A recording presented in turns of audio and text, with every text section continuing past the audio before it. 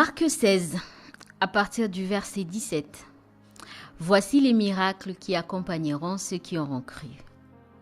En mon nom, ils chasseront les démons. Ils parleront des nouvelles langues. Ils saisiront des serpents. S'ils boivent quelque breuvage mortel, ils ne leur feront aucun mal. Ils imposeront les mains aux malades et les malades seront guéris.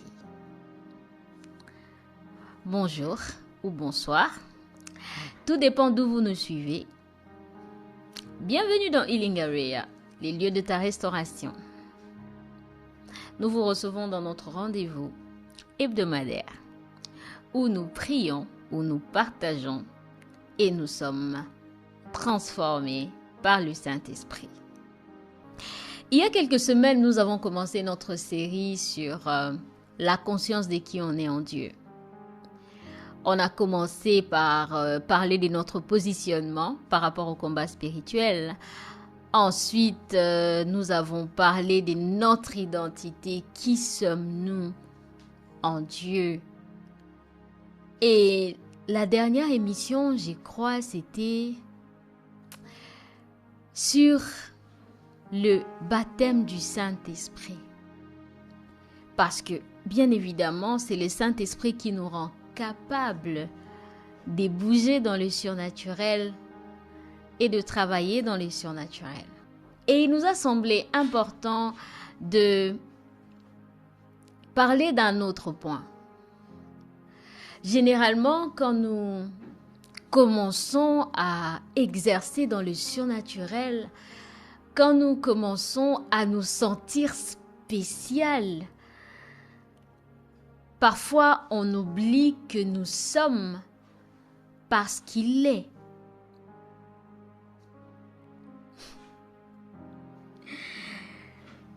Il est important de retenir quelque chose dans le texte que j'ai lu tout à l'heure.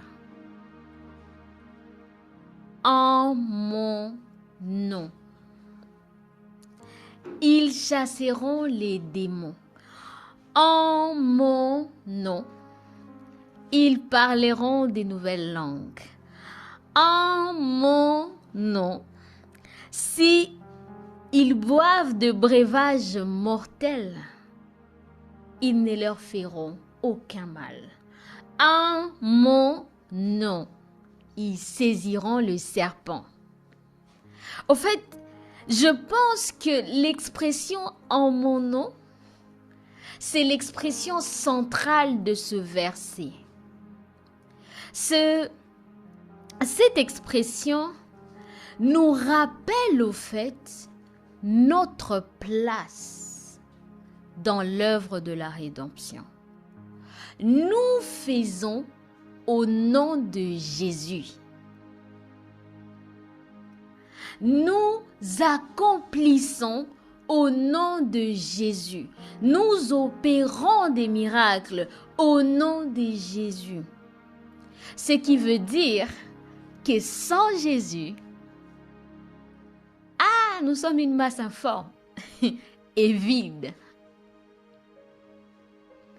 Nous n'avons aucun contenu qui nous permette d'opérer dans le surnaturel.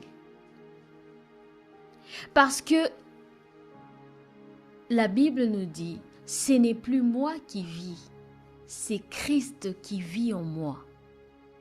Si vous me voyez, c'est parce que Christ est en moi.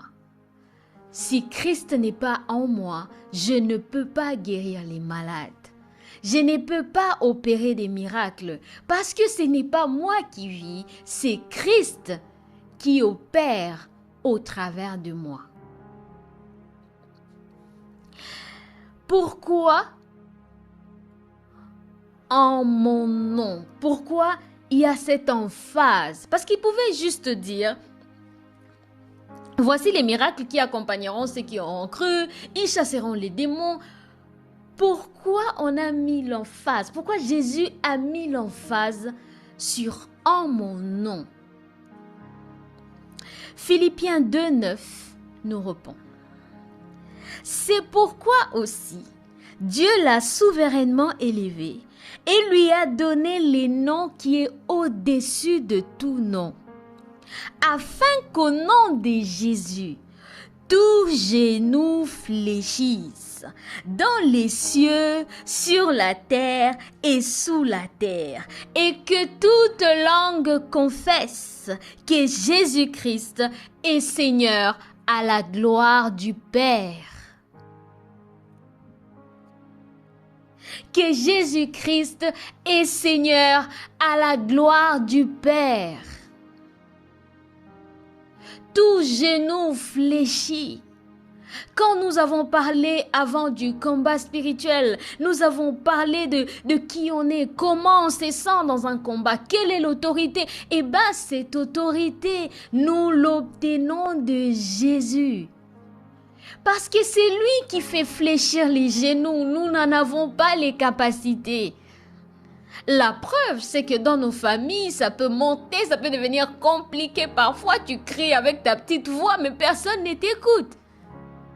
Mais va en prière. Invoque les noms de Jésus sur la situation.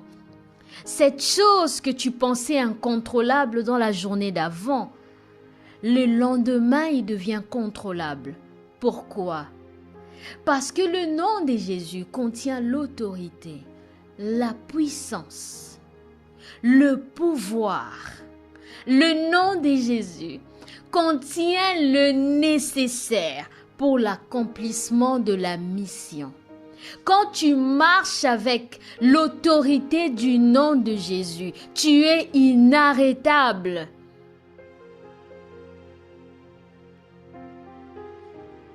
Tu marches avec Dieu. On me demanderait qui est Jésus. Non, vous en faites pas. Il ne faut pas avoir honte de demander ça. Je me suis posé la même question et je peux même vous étonner parce que il y a encore quelques jours, je me demandais qui est Jésus. Qui est Jésus?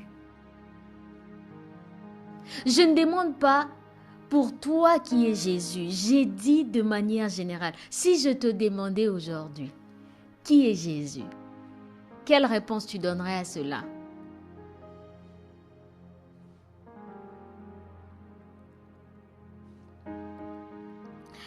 Car Dieu a tant aimé les mondes qu'il a donné son Fils unique, afin que quiconque croit en lui ne périsse point, mais qu'il ait la vie éternelle. Comme il parlait encore, une nuée lumineuse les couvrit. Et voici une voix se fit entendre de la nuée ces paroles. Comme il parlait encore, une nuée lumineuse les couvrit. Et voici une voix fit entendre de la nuée ces paroles. Celui-ci est mon Fils bien-aimé, en qui j'ai mis toute mon affection. Écoutez-le. J'aime la conclusion de ce verset de Matthieu 17,5. Celui-ci est mon Fils bien-aimé. Écoutez-le.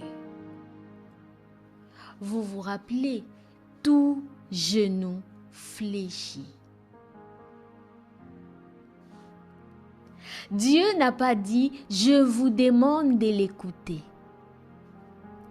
Il n'a pas dit « je vous en prie, écoutez-le ». Il a donné un ordre. C'est mon Fils, vous l'écoutez. Que vous le vouliez ou pas, vous allez l'écouter. Parce qu'il a toute autorité. Il règne à jamais, dans le siècle sans fin. Et le plus important, à la croix, il a tout pris pour nous.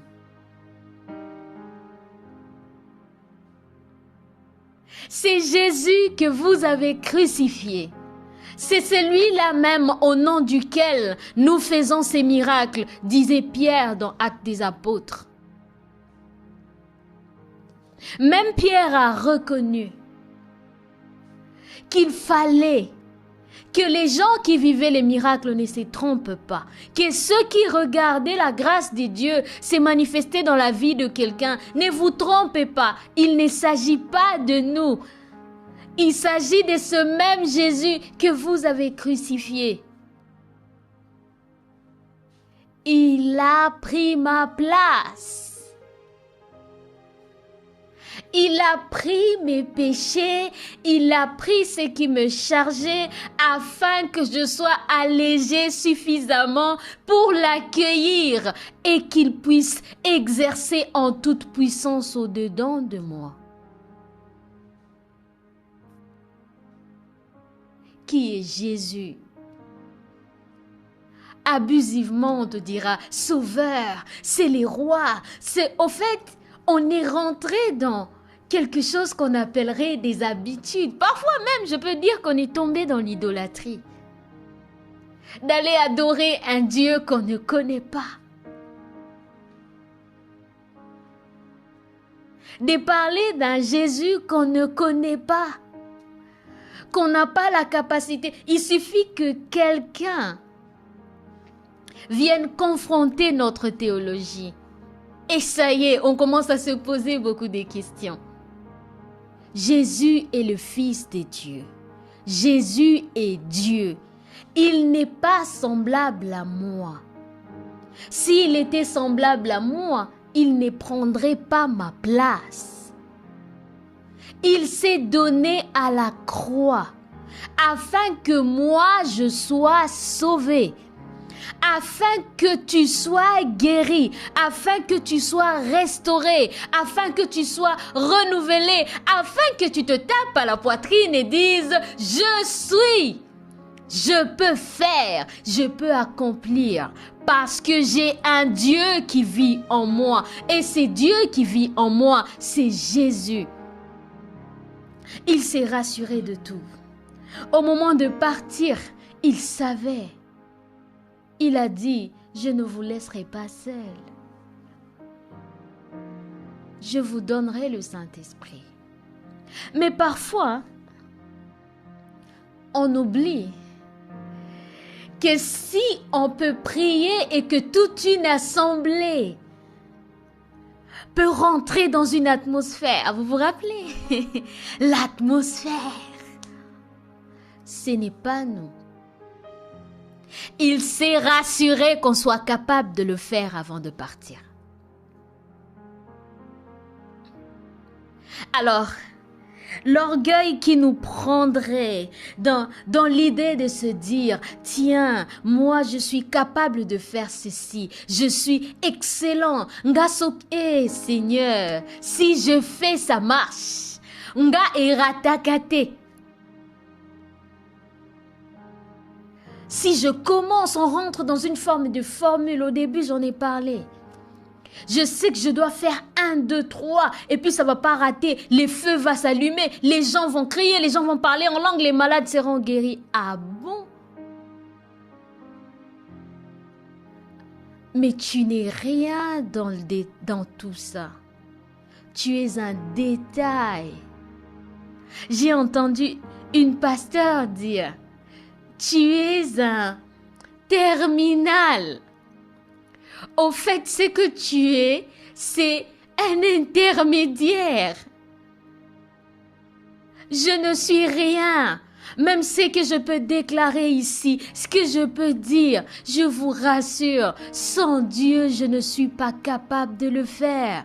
Sans Jésus, je suis incapable d'être devant vous et de parler. C'est Jésus. J'ai dû aller auprès de lui demander, tu veux que je dise quoi? Parce qu'au fait, mes paroles à moi ne contiennent aucun pouvoir pour dompter quoi que ce soit. Je suis limitée. Alors quand tu vas l'adorer, quand tu vas élever Jésus, rappelle-toi qu'il a toute autorité, tout honneur, toute puissance. Et celui qui est au contrôle de toutes choses.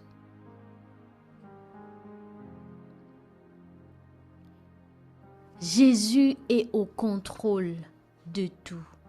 Il est au centre de tout ce qui s'opère.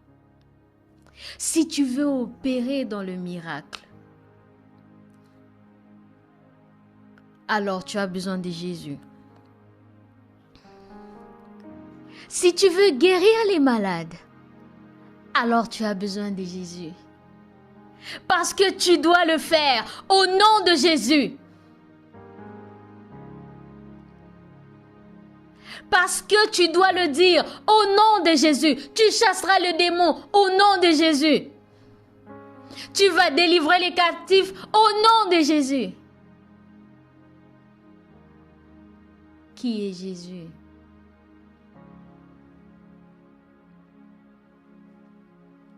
C'est celui qui siège à la droite du Père. C'est celui qu'on adore parce que c'est notre Seigneur. C'est celui qui nous a sauvés.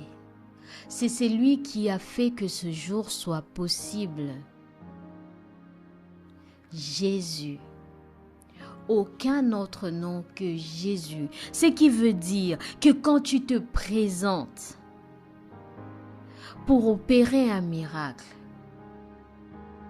tu t'appelles Jésus. Si je m'appelle Zawadi, au moment où j'exerce dans les surnaturels, ce n'est plus moi, c'est Jésus qui exerce. Je suis juste l'enveloppe qui lui permet d'arriver et de t'atteindre physiquement. Mais c'est lui, ce n'est plus moi qui vis, c'est Jésus qui vit en moi.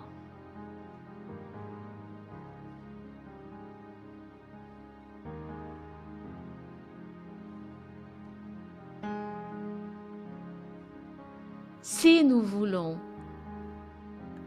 accomplir, si nous voulons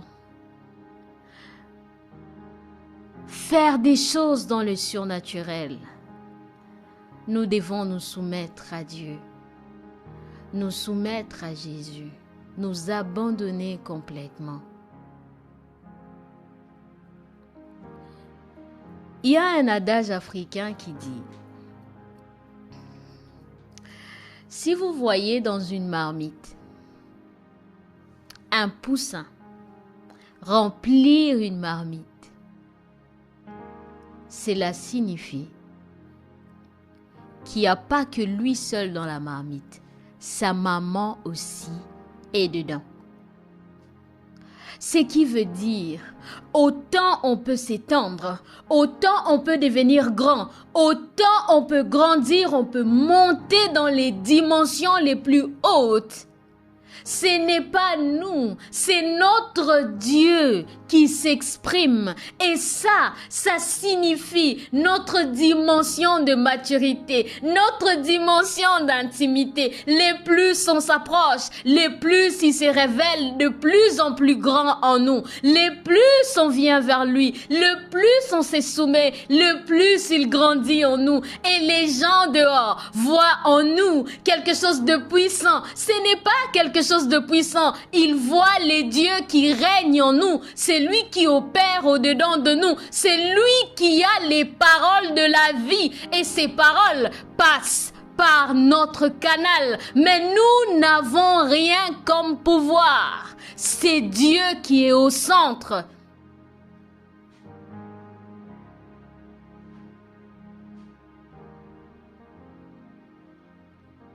Il est au centre de toutes choses. Il contrôle toutes choses. Nous prenons de la valeur avec lui.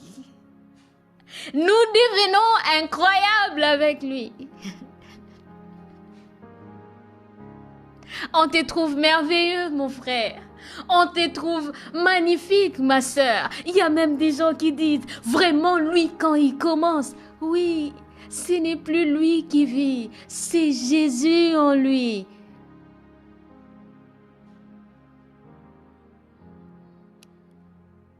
Ne laissons pas l'orgueil nous faire croire qu'on est capable de faire quoi que ce soit dans tout ce que nous faisons. Laisse que le Dieu qui a commencé cette belle œuvre en nous l'achève. Qu'il nous emmène de gloire en gloire. Qu'il élargisse l'espace de notre tente.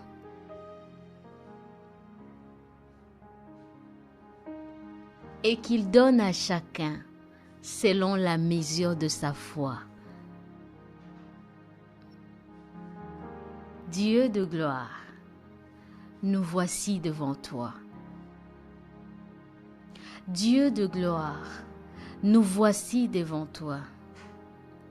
Jésus, je suis disponible. Je suis disponible pour le service. Non plus moi, si à un moment donné, j'ai laissé croire que c'était moi, que j'étais particulière, que j'étais différente, que j'étais pas une humaine comme les autres, que j'avais quelque chose de spécial en moi. Seigneur, pardonne-moi. Parce que j'avais oublié. J'avais oublié, Seigneur. J'avais oublié que c'est toi qui fais tout en tout. Jésus, j'avais oublié. Je te demande pardon. Je te demande pardon pour chaque fois où ma bouche a proclamé que j'étais puissante. Je ne le suis pas. C'est toi qui es puissant en moi. C'est toi qui me rends capable d'accomplir l'impossible, Seigneur. Parce que c'est ta volonté qui s'accomplit. Cette volonté que tu as conclue au ciel, c'est celle-là qui s'est faite ici sur terre au travers de moi. Seigneur, pardonne-nous. Pardonne notre orgueil, pardonne notre manque d'humilité. Pardonne-nous, Seigneur.